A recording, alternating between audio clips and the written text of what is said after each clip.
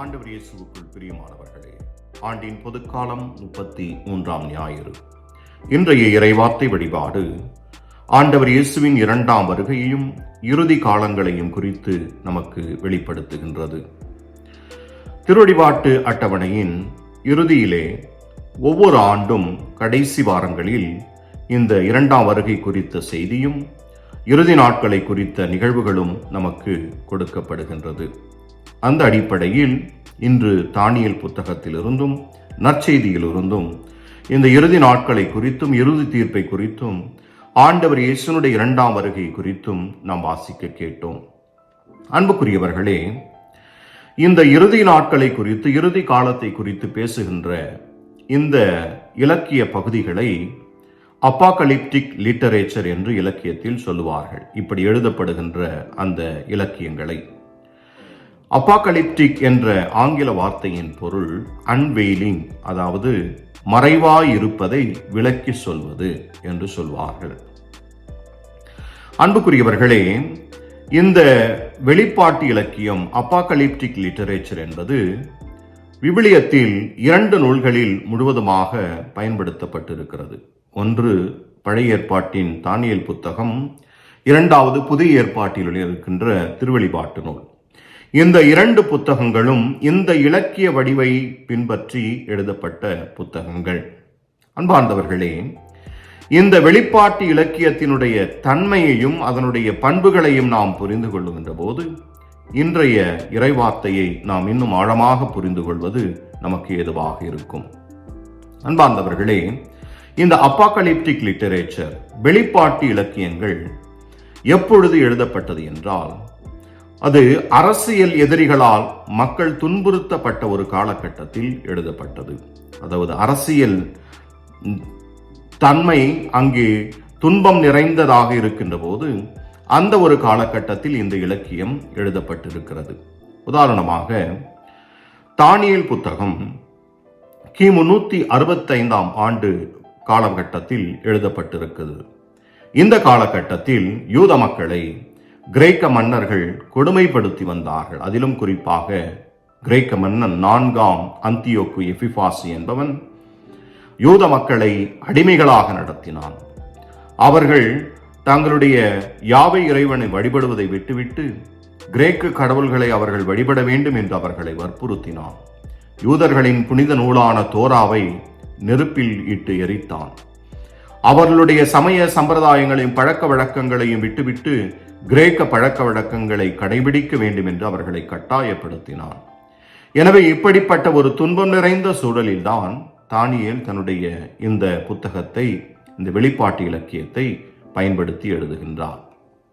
2வது திருவெளிப்பாடு என்ற நூலும் யூத மக்களை மட்டுமல்ல, கிறிஸ்தவர்களை கொடுமைப்படுத்திய நீரோ போன்ற கொடுங்கோளர்களினுடைய ஆட்சி காலத்தில் எழுதப்பட்டதாக விவிலிய அறிஞர்கள் குறிப்பிடுகின்றார்கள். எனவே அரசியல் சூழலில் ஒரு நிச்சயமற்ற தன்மை, துன்பம் நிறைந்த ஒரு சூழல் காணப்பட்ட போது மக்களுக்காக இந்த வெளிப்பாட்டு இலக்கியத்தை பயன்படுத்தி பல செய்திகளை இறைவாக்கினர்களும் நற்செய்தியாளர்களும் கொடுத்திருக்கின்றார்கள். 2வது, இந்த வெளிப்பாட்டு இலக்கியத்திலே மக்கள் பட்ட துன்பத்தை ஒரு பெண் படும் பிரசவ வேதனைக்கு ஒப்பிட்டு அதன் ஆசிரியர்கள் எழுதுகின்றார்கள். ஆனால் இந்த துன்பங்கள் எல்லாம் எதிரிகள் அழிந்து போவார்கள், இந்த துன்பம் எல்லாம் மறைந்து போகும் என்ற ஒரு செய்தியையும் இந்த வெளிப்பாட்டு இலக்கிய நூல்கள் மக்களுக்கு கொடுத்தது. 3வது, இந்த வெளிப்பாட்டு இலக்கிய நூல்களில் பல உருவகங்கள், குறியீடுகள் பயன்படுத்தப்பட்டிருக்கின்றன. குறிப்பாக விண்வெளி பொருட்களும் விலங்குகளும் வண்ணங்களும் இந்த வெளிப்பாட்டு இலக்கியங்களில் பயன்படுத்தப்பட்டிருக்கிறது. உதாரணத்திற்கு திருவெளிப்பாட்டு நூலில் சிங்கம் என்ற விலங்கு அதிகமாக குறிப்பிடப்பட்டிருக்கும். மிருகம் என்ற சொல்லும் அங்கே அதிகமாக பயன்படுத்தப்பட்டிருக்கும். இதில் சிங்கம் என்பது ஆண்டவர் இயேசுவையும், மிருகம் என்பது ரோமை அரசர்களையும் மன்னர்களையும் குறிப்பதாக நாம் புரிந்து கொள்ள வேண்டும். 4வதாக, இந்த வெளிப்பாட்டு இலக்கியங்கள் நன்மைக்கும் தீமைக்கும் இடையே ஒரு போர் நடந்து கொண்டே இருக்கிறது. அந்த போரின் முடிவில் எதிரியாவன் வீழ்த்தப்பட்டு தீமையானது வீழ்ந்து போகும், நன்மை உயிர்க்கும், நன்மை நிலைபெறும் என்ற உண்மையை இந்த வெளிப்பாட்டு இலக்கியங்கள் எடுத்து கூறியிருக்கின்றன. எனவே இந்த அடிப்படையில் தான் வெளிப்பாட்டு இலக்கியங்கள் எழுதப்பட்டிருக்கின்றன. அதன் அடிப்படையில் தான் புத்தகம் தானியேலுடைய புத்தகமும் எழுதப்பட்டிருக்கிறது. அந்த புத்தகத்திலிருந்து ஒரு பகுதியை இன்றைய முதல் வாசகத்தில் நாம் வாசிக்க கேட்டோம். அதிலே தானியேல் குறிப்பிடுவார், மிக்கேல் என்னும் அதிதூதர் எழுந்து அந்த கிரேக்க மன்னன் 4ஆம் அந்தியோக்கு எபிப்பாசுக்கு எதிராக போரிட்டு மக்களை துன்பங்களிலிருந்து அவர்களை மீட்பார், அவர்களை ஒன்று சேர்ப்பார் என்ற செய்தியையும் அங்கே குறிப்பிடுகிறார். அதிலும் குறிப்பாக இறந்து போனவர்கள் மீண்டும் எழுவார்கள், அவர்கள் உயிர்ப்பார்கள் என்ற செய்தியை விவிலியத்திலே முதன்முறையாக உயிர்ப்பை பற்றிய செய்தியையும் அங்கே குறிப்பிடப்பட்டிருப்பதை நாம் புரிந்து கொள்ள வேண்டும். அன்பார்ந்தவர்களே, இன்றைய நற்செய்தி மார்க்கு நற்செய்தி 13ஆம் அதிகாரத்தின் ஒரு பகுதி. இது ஒரு சிறிய வெளிப்பாட்டு இலக்கிய வடிவம் என்று விவிலிய அறிஞர்கள் கருதுகின்றார்கள். ஏனென்றால் இந்த பகுதியில் காணப்படுகின்ற குறியீடுகளும் அதனுடைய தன்மையும் ஒரு வெளிப்பாட்டு இலக்கிய தன்மையை கொண்டதாக இருக்கிறது. இந்த நற்செய்தியினுடைய முதல் பகுதியிலே மார்க்கு விண்வெளியில் நடக்கின்ற பல நிகழ்வுகளை பற்றி குறிப்பிடுகின்றார். அதாவது பிரபஞ்ச கோளாறுகளையும் அங்கே என்ன நடக்கும் என்பதை பற்றியும் அவர் பேசுகின்றார். இது அவர் தன்னுடைய வார்த்தையை தானாக அங்கு எழுதி வைக்கவில்லை, மாறாக இறைவாக்கினர் எசாயாவின் புத்தகம் 13ஆம் அதிகாரம் 10வது வசனத்திலிருந்து எடுக்கின்றார். விண்மீன் கூட்டங்கள் ஒளியிழந்து போகும், கதிரவன் இருண்டு போகும், நிலாவும் ஒளி கொடுக்காது என்ற அந்த இறைவாக்கினர் எசாயாவின் வார்த்தையை இங்கு எடுத்து பயன்படுத்துகின்றார். அதே போன்று இணைச்சட்ட நூல் 30ஆம் அதிகாரம் 3வது வசனத்திலே வருகின்ற ஒரு வார்த்தையையும் மார்க் இங்கே பயன்படுத்துகின்றார். ஆண்டவர் உங்கள் மீது இரக்கம் கொண்டு பல்வேறு நாடுகளிலிருந்து சிதறடித்த உங்களை மீண்டும் அவர் கூட்டி சேர்ப்பார் என்ற செய்தியையும் இங்கே மார்க் பயன்படுத்துகின்றார். இந்த செய்திகள் எல்லாம் இந்த பகுதி, குறிப்பாக மார்க் நற்செய்தியின் 13ஆம் அதிகாரம் ஒரு வெளிப்பாட்டு இலக்கிய அடிப்படையை கொண்டதாக, வெளிப்பாட்டு இலக்கிய தன்மை கொண்டதாக இருக்கிறது என்று விவிலிய அறிஞர்கள் குறிப்பிடுகின்றார்கள்.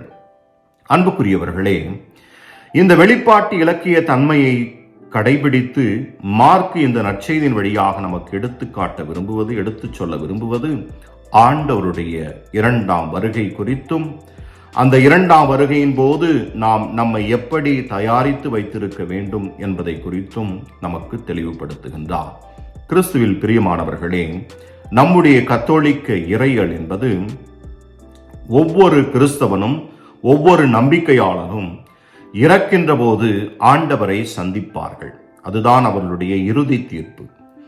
எனவே ஒவ்வொரு மனிதரும் ஆண்டவரை சந்திக்கின்ற அந்த இறப்பின் போது அவரை சந்திக்கின்ற அந்த நிகழ்வு இறுதி தீர்ப்பாக மனிதனுக்கு அமையும்.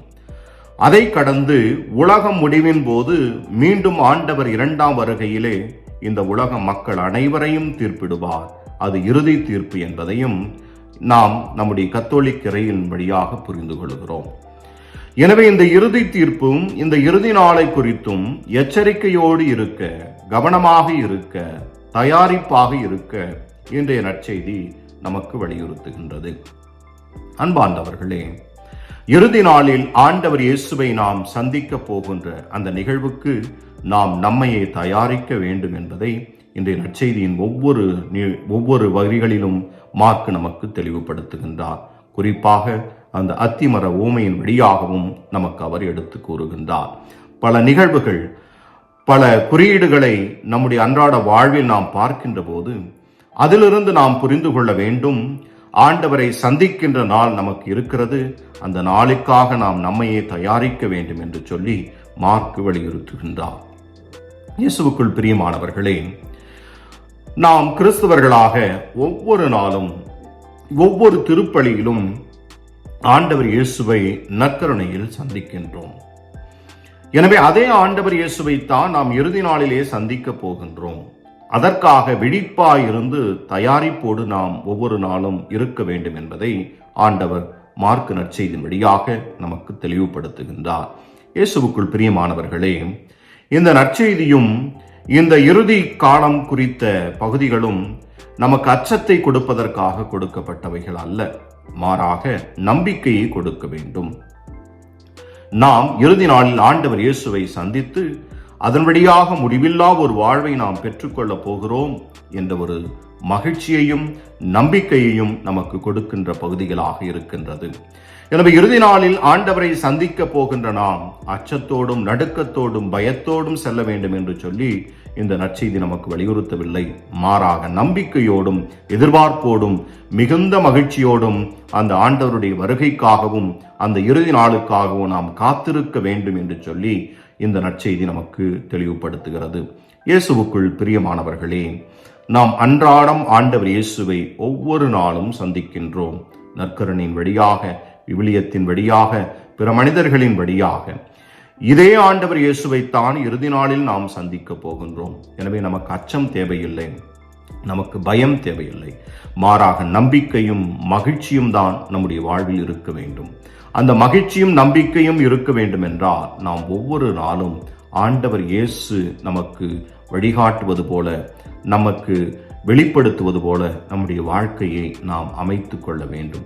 அப்படி உன்னதமான ஒரு வாழ்வு வாழும்போது நாம் நிச்சயமாக அந்த நாளை மகிழ்ச்சியோடு எதிர்கொள்ள முடியும் என்பதை நற்செய்தி நமக்கு விளக்குகிறது. எனவே ஆண்டவருடைய இரண்டாம் வருகை, இறுதி தீர்ப்பு குறித்து நாம் புரிந்து கொண்டு அதற்காக ஒவ்வொரு நாளும் நம்மையே தயாரிக்க வேண்டும், விழிப்பாயிருந்து செயல்பட வேண்டும் என்ற உண்மையை புரிந்து கொண்டவர்களாக விழிப்பாயிருப்போம். ஆண்டவரின் வருகைக்காக ஒவ்வொரு நாளும் நம்மையே தயாரிப்போம். ஆமேன்.